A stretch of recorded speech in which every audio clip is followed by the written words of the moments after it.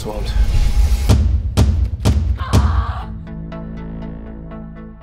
Jos ihan rehellisesti puhutaan, niin mä en tiedä, että mihin me enää Vilma laitettaisiin. Entä se laitospaikka? Mun mielestä Vilma ei ole tällä hetkellä perhekuntoinen. Äiti, mä haluan jäädä kotiin. Se ei ole nyt mahdollista.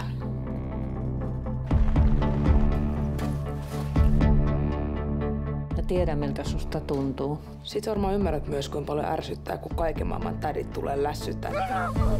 Tervetuloa Suontolaan! Mä haluan pois täältä. Sun pitäisi nyt vaan jaksaa siellä.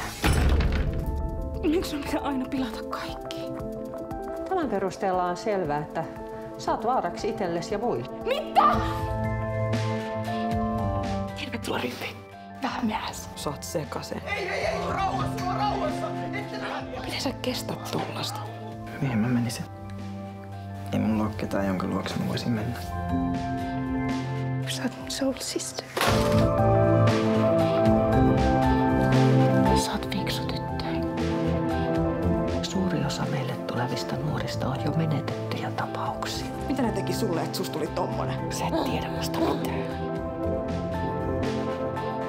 Mä aion hatkaa täältä. Lähet sä mukaan?